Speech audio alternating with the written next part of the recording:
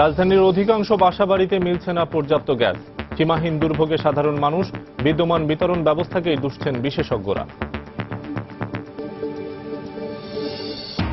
দীর্ঘ 1 বছরের পরিকল্পনায় খুন করা হয় সুন্দরগঞ্জের এমপি লিটনকে। নেপথ্যে আব্দুল কাদের খান, জাতীয় পার্টির আরেক নেতাও ছিলেন তালিকায়। গ্রেপ্তারকৃত আসামিদের জবানবন্দি। কিছু বিদেশি প্রতিষ্ঠান ছাড়াই শুরু হচ্ছে ঢাকা অ্যাপারেল সামিট। অংশ না নেয়াকে ষড়যন্ত্র বলছে বিজিএমইএ। শ্রমিক অধিকারের প্রশ্নে আরো সচেতন হওয়ার পরামর্শ অর্থনীতিবিদদের। কুমিল্লা সিটি নির্বাচন নতুন কমিশনের জন্য টেস্ট কেস। এর মাধ্যমেই নির্ধারিত হবে ভাবমূর্তি, বলছেন পর্যবেক্ষকরা। এই নির্বাচনকে গুরুত্ব দিচ্ছে না স্থানীয় সরকার বিশেষজ্ঞরা। এবং মুক্তিযোদ্ধা ও শহীদ পরিবারের সদস্যদের অংশগ্রহণে ঢাকা বিশ্ববিদ্যালয়ে চলছে মুক্তির উৎসব। শত শত শিক্ষার্থী ও শিল্পীদের কণ্ঠে দেশাত্মবোধক গান।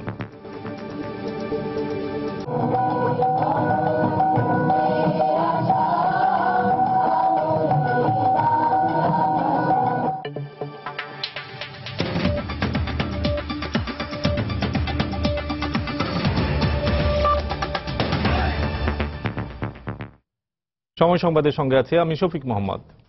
রাজধানীর বিভিন্ন এলাকার অধিকাংশ বাসাবাড়িতে চাহিদার বিপরীতে মিলছে না পর্যাপ্ত গ্যাস। সকাল থেকে দুপুর পর্যন্ত সীমাহীন দুর্ভোগ পোহাতে হয় সাধারণ মানুষকে। সংকট কাটাতে অনেককেই ছুটতে হয় সিলিন্ডারের পেছনে। তিতাস কর্তৃপক্ষ বলছে, সার কারখানায় পর্যাপ্ত সরবরাহ নিশ্চিত করার কারণেই বাসাবাড়িতে প্রয়োজনীয় গ্যাস দিতে পারছে না তারা। তবে এটি মানতে নারাজ বিশেষজ্ঞরা। তারা দায়ী করছেন বিদ্যমান বিতরণ ব্যবস্থাকেই। ফারুক ভুইয়া রবিনের রিপোর্ট। রাজধানীর মিরপুর, মোহাম্মদপুর, আদাবর, আগারগাঁ, আশকোনা, উত্তরখান, দক্ষিণখান, পুরান ঢাকার বিভিন্ন জায়গায় চাহিদার বিপরীতে মিলছে না পর্যাপ্ত গ্যাস। নগরবাসীর অভিযোগ, সকাল থেকেই কমতে থাকে গ্যাসের চাপ। সরবরাহ স্বাভাবিক হতে কোথাও দুপুর, কোথাও বিকেল পেরিয়ে যায়, যার ফলে রান্না করতে বেশ হিমশিম খেতে হচ্ছে। সংকট কাটাতে অনেককে ছুটতে হচ্ছে এলপিজি সিলিন্ডারের পেছনে। দুটা চুলার বিলও দিতেছি, পাশাপাশি আমি এলপি গ্যাসও চালাইতেছি। সকাল থেকে অল্প বেশি থাকে না, আর 12টার দিকে চলে যায়। ভোর 5:30 বাজে গ্যাস চলে যায়, আসে রাত্র 10:30, 11টার দিকে, কোনোদিন 12টা বাজে আর গ্যাস আসে। নাস্তা তো একদম অলরেডি না খেয়ে চলে যাচ্ছে, আর বাইরের খাবার খেয়ে খেয়ে বাচ্চাদের প্রতিদিন একটা না একটা অসুখ হচ্ছেই। 2 ঘন্টা হয়েছে চুলায় দিচ্ছে, এখনো তরকারিটা গরম হইতেছে না। তিতাস গ্যাস কর্তৃপক্ষ জানায়, রাজধানীর বাসাবাড়িতে গ্যাস সংকটের পেছনের কারণ সার উৎপাদনে গ্যাসের সরবরাহ ঠিক রাখা। আর আগামী বছর আমদানি করা এলএনজি থেকে গ্যাস সরবরাহ করলে পরিস্থিতি স্বাভাবিক হওয়ার দাবি করছে প্রতিষ্ঠানটি। সকল ফার্টিলাইজার ফ্যাক্টরিগুলি চালু আছে বিধায় কিছুটা সমস্যা আছে। পর্যায়ক্রমে আমরা লাইনগুলি পরিবর্তনের ব্যবস্থাও নিচ্ছি। সামনের বছরের শুরুতে এলএনজি আসলে আমাদের ঘাটতিটা পূরণ হবে। তবে বিশেষজ্ঞদের মত, রাজধানীতে গ্যাস সংকটের জন্য দায়ী বিদ্যমান বিতরণ ব্যবস্থা। তাদের শঙ্কা, এলএনজি আসার পরও এ সংকট থাকতে পারে আরো কয়েক বছর। এলএনজি যতখানি আনার কথা বলা হচ্ছে, সেটা দিয়ে চিটাগংয়ের যে ঘাটতিটা আছে সেটা মিট হবে, আর সার কারখানায় একটু ঘাটতি মিট করতে হবে। কিন্তু সারা দেশের যে ডিমান্ডটা আছে এই সমাধান দিয়ে আসবে না। এই সমস্যাটা আরো 3 থেকে 5 বছর কন্টিনিউ করবে। রাজধানীতে গ্যাসের বিতরণ ব্যবস্থা সংস্কারের জন্য সুষ্ঠু পরিকল্পনা নেয়ার পরামর্শ এই বিশ্লেষকের। ভবিষ্যতে ফারুক ভুঁইয়া রবিন, সময় সংবাদ, ঢাকা। আরেকটা জিনিস, দীর্ঘ 1 বছরের পরিকল্পনায় ঠান্ডা মাথায় সুন্দরগঞ্জের এমপি লিটনকে খুন করেন অবসরপ্রাপ্ত কর্নেল ডাক্তার আব্দুল কাদের খান। এমপি পদ দখলের জন্য আরেক প্রতিদ্বন্দ্বী জাতীয় পার্টির নেতা শামীম হায়দার পাটোয়ারিকেও খুনের ছক আঁকেন তিনি। লিটন হত্যা মামলায় গ্রেপ্তারকৃত আসামিদের জবানবন্দি থেকে এই সব তথ্য বেরিয়ে এসেছে বলে জানিয়েছেন গাইবান্ধার পিপি। হেদায়েতুল ইসলাম বাবুর রিপোর্ট। ক্যামেরায় ছিলেন ওবায়দুল ইসলাম। গাইবান্ধার সুন্দরগঞ্জের প্রত্যন্ত গ্রামাঞ্চলের বিলাসবহুল বাড়িটির মালিক জাতীয় পার্টি থেকে নির্বাচিত সাবেক সংসদ সদস্য অবসরপ্রাপ্ত কর্নেল ডাক্তার আব্দুল কাদের খান। বগুড়াতেও একটি বহুতল ভবন আছে তার। 2004 সালে সেনাবাহিনী থেকে অবসর নেয়ার পর 2008 সালে সংসদ নির্বাচনে অংশ নিয়ে এমপি নির্বাচিত হন কাদের খান। এলাকাবাসী জানায়, শুধুমাত্র গাইবান্ধায় তার জমি রয়েছে 35 একরের বেশি, আর বগুড়ার বাড়ি তৈরি করা হয়েছে 1 একর জমির উপর। কিন্তু এসব সম্পত্তির তথ্য গোপন করে 2014 সালে নির্বাচন কমিশনে তার দেয়া হলফনামায় স্থাবর অস্থাবর মিলিয়ে তার সম্পত্তির পরিমাণ দেখিয়েছেন মাত্র 1,15,20,000 টাকার, আর তার স্ত্রীর সম্পদের পরিমাণ দেখিয়েছেন 69 লাখ টাকা। বিত্তশালী এই মানুষটির বিরুদ্ধে ক্ষমতায় থাকা অবস্থায় দুর্নীতির অভিযোগ রয়েছে দুদকের কাছে। নিঃসন্দেহে আপনার এটা কলঙ্কিত ইতিহাস, এর কলঙ্ক সৃষ্টি করেছে গাইবান্ধার রাজনীতির ইতিহাসে। এই নজির আগে নেই, নতুন এক নজির সৃষ্টি যেটা করলো, যেটা অত্যন্ত ভয়াবহ, নিন্দনীয়, এবং আমরা অত্যন্ত শঙ্কিত যাতে করে আপনার এই ঘটনার পুনরাবৃত্তি গাইবান্ধার না হয়। প্রত্যেকটি রাজনৈতিক দলের উচিত যে এই ধরনের ব্যক্তিদেরকে নমিনেশন দেওয়ার আগে বা রাজনৈতিক দলে তাদেরকে জায়গা দেওয়ার আগে তাদেরকে যাচাই বাছাই করা দরকার। সবশেষ সংসদ সদস্য মঞ্জুরুল ইসলাম লিটন হত্যা মামলার তদন্তে উঠে আসে কাদের খানের নাম। যে 3 জন 164 জবানবন্দি দিয়েছেন, তার মধ্যে দুইজন স্বীকার করেছেন যে এর পরবর্তীতে তার প্রতিদ্বন্দ্বী জাতীয় পার্টির ব্যারিস্টার শামীম হোসেন পাটোয়ারি তাকেও মারার জন্য পরিকল্পনা করেছিলেন। আব্দুল কাদের আরো কোনো অপরাধের সঙ্গে জড়িত কিনা তা তদন্ত করা হচ্ছে বলে জানিয়েছেন পুলিশ সুপার। কাদের খানের অস্ত্র কিভাবে আসলো, কাদের খান এখন রিমান্ডে আছে, 10 দিনের রিমান্ড আছে, জিজ্ঞাসাবাদ চলছে। ব্যাপক জিজ্ঞাসাবাদ শেষে আমরা এ ব্যাপারে বিস্তারিত জানানো হবে।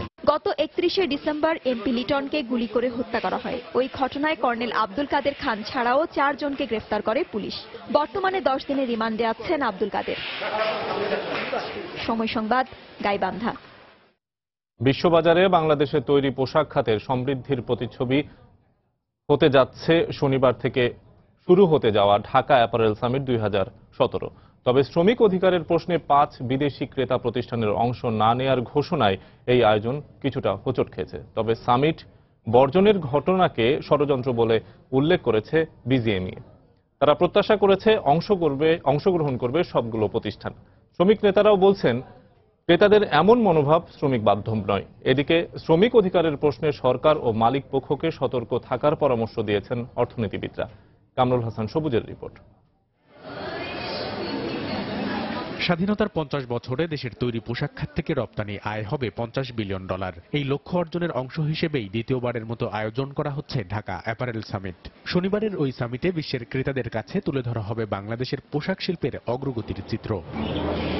বিভিন্ন দেশের 2000-এর বেশি ক্রেতা প্রতিষ্ঠান এরই মধ্যে অংশগ্রহণের জন্য নিবন্ধন করেছে। তবে এই সামিটে অংশ না নেয়ার ঘোষণা দিয়ে গোল পাকিয়েছে 5টি বিদেশি ক্রেতা প্রতিষ্ঠান। তাদের দাবি মুক্তি দিতে হবে গেল ডিসেম্বরে আশুলিয়ার শ্রমিক আন্দোলনে গ্রেফতার শ্রমিক নেতাদের, তুলে নিতে হবে মামলা। বিজিএমইএ বলছে কয়েকটি ক্রেতা প্রতিষ্ঠান সামিটে অংশ না নিলে তেমন কোনো প্রভাব পড়বে না।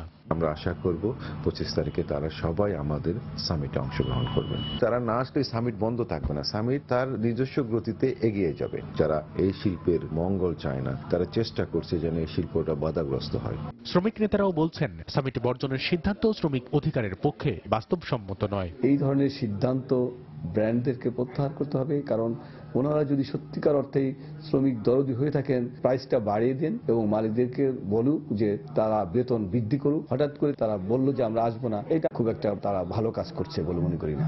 অর্থনীতিবিদরা বলছেন এ ধরনের সামিটে 2-1টি বড় ক্রেতা প্রতিষ্ঠানের অনুপস্থিতি বিশ্ববাজারে নেতিবাচক প্রভাব ফেলবে। সকলে এই প্ল্যাটফর্মে এসে কথা বলেন এবং অপরকে বোঝার চেষ্টা করেন। বড় কোনো ক্রেতা প্রতিষ্ঠান তারা যদি সেখানে উপস্থিত না থাকে তাহলে সেটাও কিন্তু এক ধরনের ভিন্ন একটা মেসেজ দেয়।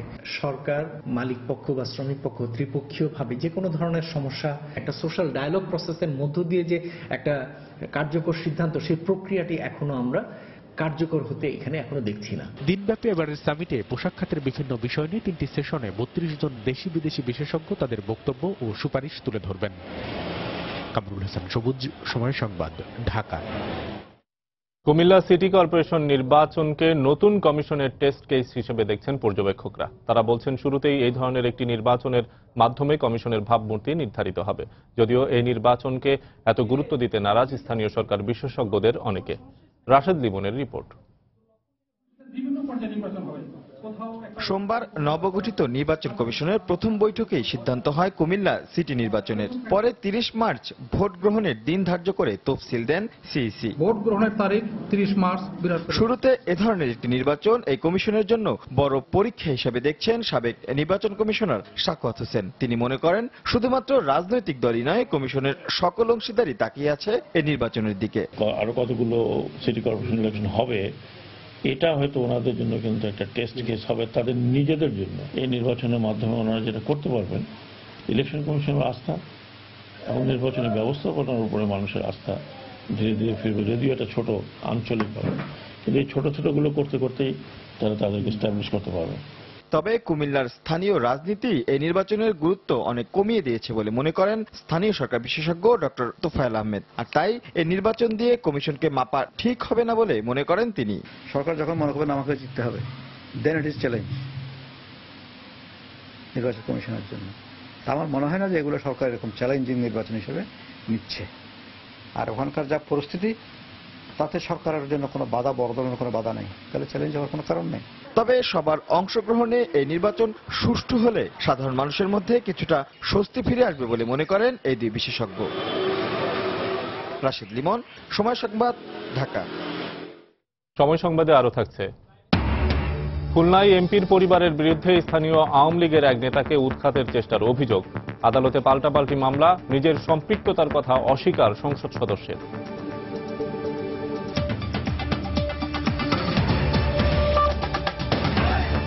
মুক্তিযোদ্ধা শহীদ পরিবারের সদস্য ও শিক্ষার্থী অভিভাবকদের অংশগ্রহণে ঢাকা বিশ্ববিদ্যালয়ে চলছে মুক্তির উৎসব। সকালে মুক্তিযুদ্ধ জাদুঘর আয়োজিত এই অনুষ্ঠান ঢাকা বিশ্ববিদ্যালয়ে শারীরিক শিক্ষা কেন্দ্র খেলার মাঠে শুরু হয়। উৎসবে অংশগ্রহণকারী ছাত্রছাত্রীদের শপথ বাক্য পাঠ করান মুক্তিযোদ্ধা ক্যাপ্টেন আকরাম আহমেদ বীর উত্তম। পরে দেশাত্মবোধক গান পরিবেশন করেন শিল্পীরা। তরুণ প্রজন্মকে মুক্তিযুদ্ধ সম্পর্কে জানাতে মূলত এই আয়োজন বলে জানান সংশ্লিষ্টরা। অসাম্প্রদায়িক বাংলাদেশ গড়তে বর্তমান প্রজন্মকে সঠিক ইতিহাস জানানো ও মুক্তিযুদ্ধের চেতনায় তাদের উদ্বুদ্ধ করতে হবে বলেও জানান তারা। অনুষ্ঠানের মধ্য দিয়ে আমরা আবার নতুন করে আমাদের বাচ্চাদের, স্কুলের ছাত্রছাত্রীদেরকে আবার উদ্বুদ্ধ করতে পারি, এটা নিঃসন্দেহে একটা ভালো উদ্যোগ। বাংলার মানুষ তাদেরকে আর কিভাবে যুদ্ধ করছিল নিজের দেশকে রক্ষা করার জন্য, তাই এই অনুষ্ঠান আমাদের বলে দিতে চাচ্ছে। বিশিষ্ট মুক্তিযোদ্ধা শহীদ পরিবারের সদস্যদের অংশগ্রহণে ঢাকা বিশ্ববিদ্যালয়ের শারীরিক শিক্ষা কেন্দ্র খেলার মাঠে চলছে 16তম মুক্তির উৎসব। এই মুহূর্তে সেখানে আছেন আমাদের সহকর্মী শাতিলা শারমিন। আমরা সরাসরি চলে যাচ্ছি তার কাছে। শাতিলা, এই উৎসবের সবচেয়ে প্রাণবন্ত সময়টি চলছে, কারণ এখন অনুষ্ঠানটি আর হয়তো আধা ঘন্টা 45 মিনিট চলবে। তো শেষ সময়ের যে পরিবেশনা, সেই পরিবেশনা কিন্তু এখন অনেকটাই রয়েছে তুঙ্গে, কারণ যে তরুণ প্রজন্মের যে শিক্ষার্থীরা তারা কিন্তু আসছে এবং তারা আসলে আনন্দ উৎসবে নিজের অংশগ্রহণ, নিজের উপস্থিতি জানান দিচ্ছে। এই যে দেশাত্মবোধক গান, যে গানগুলো আসলে খুব বেশি পরিচিত, সেই গানগুলো, তরুণ প্রজন্মের পছন্দের গানগুলো আসলে নাচ এবং নানা পরিবেশনার মাধ্যমে উপস্থাপন করা হচ্ছে এবং তারা কিন্তু আসলে খুব আগ্রহ নিয়ে উপভোগও করছে। আমরা দেখতে পাচ্ছি যে সকাল থেকেই এখানে রাজধানীর নানা শিক্ষা প্রতিষ্ঠানে শিক্ষার্থীরা অংশগ্রহণ করেছে মুক্তির উৎসবে। আর এই মুক্তির উৎসবটি আসলে অঙ্গীকার, এই মুক্তির উৎসবের অঙ্গীকার হচ্ছে অসাম্প্রদায়িক যে মানবিক সমাজ নির্মাণের, সেইটি কিন্তু প্রবীণেরা তরুণ প্রজন্মের কাছে পৌঁছে দিতে চাচ্ছেন সেই বার্তাকে, যে বার্তায় আসলে স্বাধীন হয়েছিল এই বাংলাদেশ। মুক্তিযুদ্ধের যে চেতনা, সেই চেতনায় স্বাধীন হয়েছিল যে বাংলাদেশ, সেই বাংলাদেশের চেতনা কিন্তু তারা ছড়িয়ে দিতে চাচ্ছেন এই প্রজন্মের কাছে, যারা আসলে একটি অসাম্প্রদায়িক বাংলাদেশ নির্মাণ করবে, যারা অন্যায় এবং সাম্প্রদায়িকতার বিরুদ্ধে রুখে দাঁড়াবে। দেখতে পাচ্ছেন যে প্রাচুর্যের যে উপস্থিতি, তা কিন্তু এই পুরো মাঠ জুড়েই রয়েছে। ঢাকা বিশ্ববিদ্যালয়ের খেলার মাঠ কিন্তু এখন পরিণত হয়েছে শিক্ষার্থীদের জনসমুদ্রে, এবং লাল সবুজের যে আয়োজন আমরা দেখেছি, সেই আয়োজন কিন্তু অসম্ভব রূপান্তর হয়েছে। এই আয়োজনকে আমরা দেখতে পেয়েছি যে এই আয়োজনে অংশ নিতে যারা এসেছেন তারা আমাদেরকে জানিয়েছে যে এই ধরনের আয়োজন আরো বেশি প্রয়োজন তরুণ প্রজন্মের কাছে, আসলে এই বার্তাটি পৌঁছে দেওয়ার জন্য যে তারা আসলে সেই বাংলাদেশের নাগরিক, যে বাংলাদেশের জন্য পারুল প্রাণ প্রাচুর্যের এই আয়োজন থেকে এখন পর্যন্ত আমার হাতে ছিল সর্বশেষ। বিশিষ্ট মুক্তিযোদ্ধা শহীদ পরিবারের সদস্যদের অংশগ্রহণে ঢাকা বিশ্ববিদ্যালয়ের শারীরিক শিক্ষা কেন্দ্রে খেলার মাঠে চলছে 16তম মুক্তির উৎসব। সেখান থেকে বিস্তারিত খবর জানাচ্ছিলেন আমাদের সহকর্মী সাজেলা শারমিন। খুলনা 6 আসনের সরকার দলীয় সংসদ সদস্য শেখ নুরুল হকের পরিবারের বিরুদ্ধে স্থানীয় আওয়ামী লীগের এক নেতার পরিবারকে উৎখাতের চেষ্টার অভিযোগ উঠেছে। 1 বছরেরও বেশি সময় আগে কয়েক ফুট উঁচু দেয়াল তুলে এই নেতার বাড়িতে আসা যাওয়ার পথ বন্ধ করে দেওয়া হয়। ফলে অনেকটা অবরুদ্ধ জীবনযাপন করছেন আব্দুল আজিজ গোলদারের পরিবার। এ ঘটনায় আদালতে পাল্টাপাল্টি মামলাও হয়েছে। অবশ্য সংসদ সদস্য জমিটি হিন্দু সম্পত্তি দাবি করে এ বিষয়ে সরাসরি নিজের সম্পৃক্ততার কথা অস্বীকার করেছেন। তরিকুল ইসলামের রিপোর্ট, ক্যামেরায় ছিলেন নিয়ামুল হোসেন কোচি। খুলনার পাইকগাছা উপজেলার সরল গ্রামের বাসিন্দা ও পৌরসভার 4 নম্বর ওয়ার্ড আওয়ামী লীগের সাধারণ সম্পাদক আব্দুল আজিজ গোলদার। পৈতৃক সূত্রে 20 শতাংশ জমির মালিক তিনি। গত 30 বছর ধরে ওই জমিতে বসবাস করে আসছেন। ওই জমির পাশে অর্পিত সম্পত্তির 50 শতাংশ স্থানীয় সংসদ সদস্য নুরুল হকের ছেলে মনিরুল হককে লিজ দেওয়ার পর শুরু হয় জমি নিয়ে বিরোধ। কারণ মেপে দেখা হয় সেখানে জমি আছে 30 শতাংশ। ফলে তারা দাবি করছে আজিজ গোলদারের বসতবাড়ির 20 শতাংশ তাদের। এরপর 2016 সালের জানুয়ারি মাসে মাত্র 4 দিনের মধ্যে পুরো জায়গায় 14 ফুট দেয়াল তুলে দেওয়া হয়, বন্ধ করে দেওয়া হয় আজিজ গোলদারের যাতায়াতের সব পথ। 20.75 জমি এমপি সাহেব জোর করে পাঁচালি দিয়ে গিরে নিয়েছে। আইন তো ওনারা তৈরি করেন, ওনারা ভাঙেন, ও আর আমরা আর কি বলবো, আমাদের কিছু বলার নেই। এ বিষয়ে প্রধানমন্ত্রীর কাছে আবেদন সহ সব ধরনের উদ্যোগ নেওয়া হলেও কোনো সমাধান হয়নি। প্রধানমন্ত্রী থেকে আওয়ামী লীগের নেতাকর্মীদের সবার কি জানাইছি, সবার মাথায় আছে, সবাই বলে এমপির বিরুদ্ধে আমার কিছু করার নেই। আব্দুল আজিজের স্বজন ও প্রতিবেশীদের দাবি জায়গা ছেড়ে দেওয়ার জন্য বারবার জীবননাশের হুমকি দেওয়া হচ্ছে। জীবনের ঝুঁকি নিয়ে মই বেয়ে এবং দেয়ালের নিচ দিয়ে চলাচল করায় মানবতার জীবনযাপন করছেন তারা। যে কোনো জায়গায় পাওয়া বাড়ি মেরি হলে এই ভয়তে আমরা এনেকে আসিনি। এক জায়গায় ভাড়া দখল করেছে, একজন নদীর চরে কাঁচা ধান ফুলো ধান অবস্থায় মারিয়ে যেতে ভাড়া করবে। মই পার করে আমরা স্কুলে যাই, কোনো সময় দেরিও হয়ে যায় স্কুলে যেতে। এদিকে সংসদ সদস্য নুরুল হক মুঠোফোনে সময় সংবাদের প্রতিবেদককে এ বিষয়ে তার ছেলের সম্পৃক্ততার কথা জানান। এ সময় জমিটি নিজের বলেও দাবি করেন। আমার লোকজনের আমার বড় ছেলে ছিল, আমি ছিলাম না। আমার জমির মাঝখান দিয়ে 12 ফুট গ্যাপ রাখা আছে, সেখান থেকে মানুষ যাতায়াত করতে পারে, অনায়াসে তারাও যাতায়াত করে। এই ঘটনায় উভয় পক্ষ পাল্টাপাল্টি মামলা দায়ের করেছে। তরিকুল ইসলাম, সময় সংবাদ, খুলনা। সময় সংবাদে আরো থাকছে। ফেনীর পরশুরামে বাণিজ্যিকভাবে গড়ে উঠেছে দুর্লভ টার্কি এবং তিতির মুরগির খামার। সরকারি সহায়তা পেলে সৃষ্টি হতে পারে কর্মসংস্থানের সুযোগ, মত উদ্যোক্তাদের।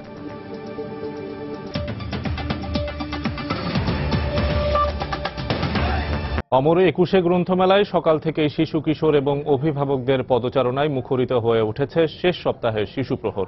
সেখানে রয়েছেন আমাদের রিপোর্টার আজহার লিমন। আমরা সরাসরি চলে যাচ্ছি তার কাছে। আজহার। শফিক, আমি আপনার সাথে যখন কথা বলছি তার আধা ঘন্টা আগে, মানে 11:30টায় শিশু কর্নারের অন্যতম আকর্ষণ এই সিসিমপুরের এই জায়গা কিন্তু ইকরি, হালুম, টুকটুকিরা সরাসরি এই শিশুদের সাথে আনন্দ ভাগাভাগি করে গেছে এবং তারা কিন্তু প্রথম প্রদর্শনী, দিনের প্রথম প্রদর্শনী, সেটা কিন্তু তারা শেষ করে গেছে।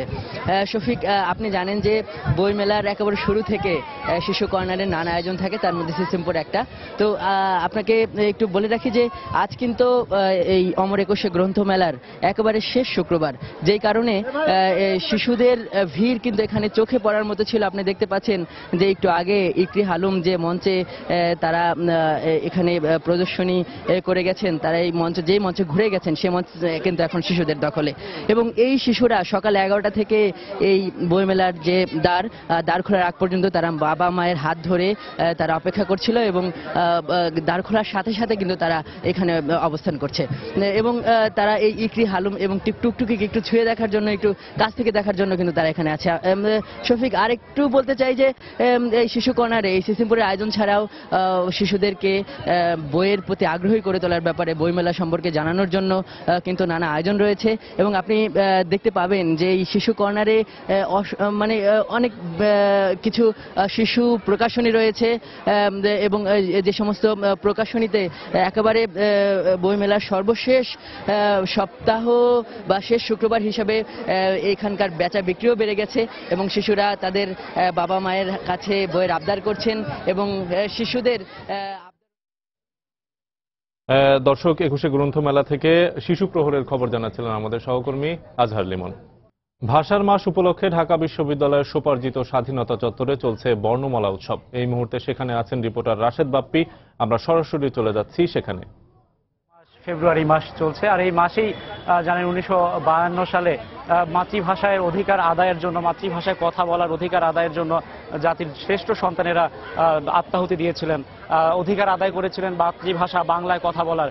আর এই ভাষার মাসেই আমাদের তরুণ প্রজন্মের কাছে 21-এর চেতনা পৌঁছে দেওয়ার জন্য, মাতৃভাষার প্রতি আবেগ, ভালোবাসা, দেশের প্রতি ভালোবাসা বাড়ানোর জন্য কিন্তু এখানে আমাদের ঢাকা বিশ্ববিদ্যালয়ের স্বোপার্জিত স্বাধীনতার যে চত্বর, সেখানে একটি পত্রিকা, দুরন্ত শিশু কিশোর একটি পত্রিকা, সেই পত্রিকার আয়োজনে এখানে শিশু কিশোরদের চিত্রাঙ্কন প্রতিযোগিতার আয়োজন করা হয়েছে।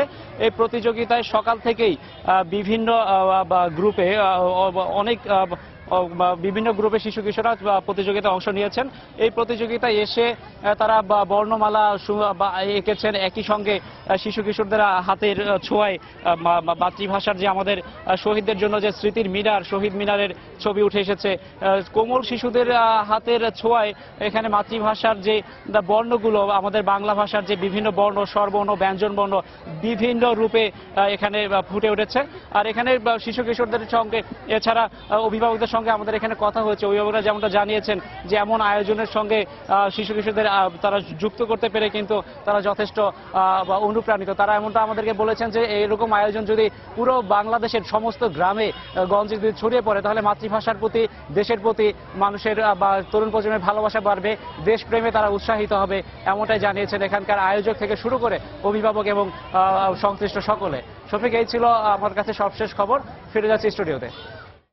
ঢাকা বিশ্ববিদ্যালয় থেকে বর্ণমালা উৎসবের খবর জানাচ্ছিলেন আমাদের সহকর্মী রাশেদ বাপ্পি। একটি কৃষক পরিবারের চেষ্টায় ফেনীর পরশুরামে বাণিজ্যিকভাবে গড়ে উঠেছে দুর্লভ টার্কি এবং তিতির মুরগির প্রথম খামার।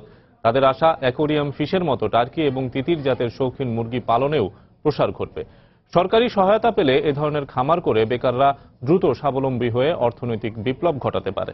জুলহাস তালুকদারের ক্যামেরায় বখতিয়ার মুন্নার রিপোর্ট। ফেনীর পরশুরামের বাঁশপদুয়া এলাকার নিজ বাড়িতে আজমির হোসেন ঋণ নিয়ে বাণিজ্যিকভাবে গড়ে তুলেছেন টার্কি ও তিতির মুরগির উৎপাদন খামার। কোনো ধরনের প্রশিক্ষণ ছাড়া শুধুমাত্র নিজস্ব ধারণা নিয়ে শুরু করেন এ খামার। এখন এ কাজের সঙ্গে জড়িয়ে পড়েছে তার পরিবারের সবাই।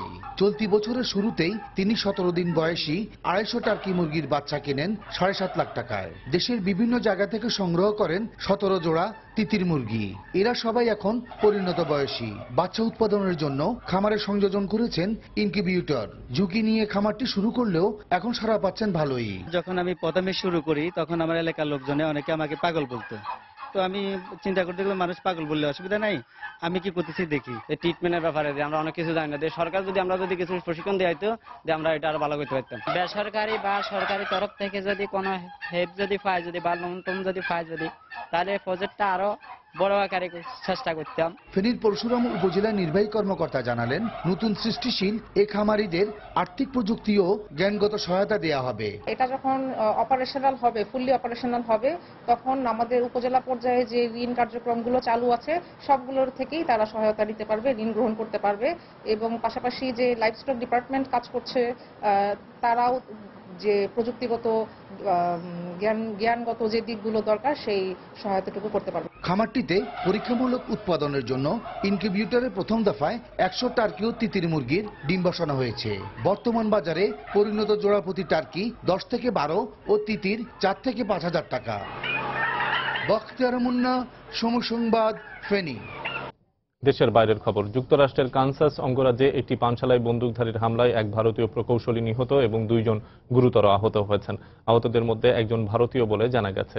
বুধবার রাতে ওলাথে এলাকায় ওই বারে অতর্কিত গুলিবর্ষণের সময় ওই বন্দুকধারী আমার দেশ থেকে বেরিয়ে যাও বলে হুঙ্কার করেছিল। অভিযান চালিয়ে হামলাকারীকে আটক করে পুলিশ। অ্যাডাম পুরিমটন নামে 51 বছর বয়সী ওই ব্যক্তির বিরুদ্ধে অভিযোগ গঠন করা হয়েছে। সাম্প্রদায়িক বিদ্বেষ থেকে এই হামলা চালানো হয়েছে কিনা সে বিষয়ে নিশ্চিত হতে তদন্ত পরিচালনা করছে কেন্দ্রীয় গোয়েন্দা সংস্থা FBI। নিহত ভারতীয় নাগরিক হলেন 32 বছর বয়সী শ্রীনিবাস কুচি ভোলা। এ ঘটনায় তার বন্ধু আলোক মাদাসানি আহত হলেও তিনি আশঙ্কামুক্ত বলে জানিয়েছেন চিকিৎসকরা। আহত অপর এক মার্কিনী বন্দুকধারীকে বাধা দিতে গিয়ে গুলিবিদ্ধ হন। খেলার খবর, ক্রিকেট। শ্রীলঙ্কা সফরকে সামনে রেখে আজ আনুষ্ঠানিক অনুশীলন শুরু করেছে টাইগাররা। সকালে জাতীয় দলের ট্রেইনার মারিও ভিল্লাভারায়নের কাছে রিপোর্ট করেন ক্রিকেটাররা। সাকিব, তামিম এবং মাহমুদুল্লাহ পাকিস্তান সুপার লিগে অংশ নেয় তাদের ছাড়াই সকালে জিমে ক্রিকেটারদের ফিটনেস টেস্ট নেন দলের ট্রেইনার। নিউজিল্যান্ড সফরে আঙুলের ইনজুরিতে পড়া অধিনায়ক মাশরাফিও উপস্থিত ছিলেন অনুশীলনে। ছুটি কাটিয়ে দলের সঙ্গে যোগ দিয়েছেন হেড কোচ চান্দ্রিকা হাতুরে সিংহে এবং ব্যাটিং কোচ তিলান সামারাভিরা। সকালের সেশনের পুরোটাই জিমে কাটিয়েছেন ক্রিকেটাররা। তবে দুপুরের পর বিসিবি একাডেমি মাঠে ব্যাটিং বোলিং অনুশীলন করার কথা রয়েছে মুশফিক মিরাজদের। শ্রীলঙ্কা সফরে 2টি টেস্ট, 3টি ওয়ানডে এবং 2টি টি-20 খেলবে বাংলাদেশ জাতীয় ক্রিকেট দল। 28 ফেব্রুয়ারি শ্রীলঙ্কার উদ্দেশ্যে দেশ ছাড়ার কথা রয়েছে টাইগারদের।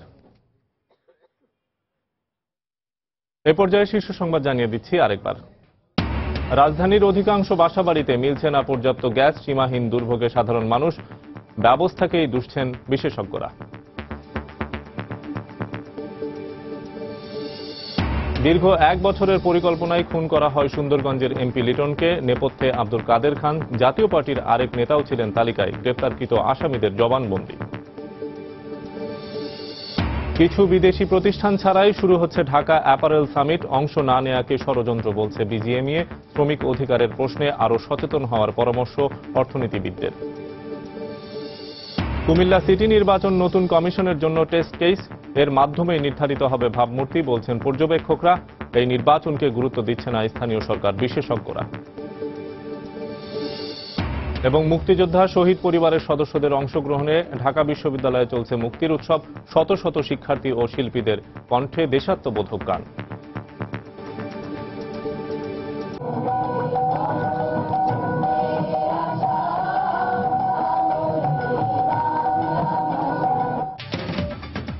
এই ছিল এখনকার মতো। যে কোনো খবর পেতে ভিজিট করুন সময়নিউজ.tv। যে কোনো বাংলা লিংক রবি নম্বর থেকে সময় সংবাদের খবর, অনুষ্ঠান সম্পর্কে জানতে এবং যে কোনো তথ্য সময় সংবাদকে জানাতে ডায়াল করুন 16242 নম্বরে। এছাড়া এই মাত্র পাওয়া খবর আপনার মোবাইলে পেতে SMS করুন *BN লিখে পাঠিয়ে দিন 16242 নম্বরে। আর সঙ্গে থাকুন সময়।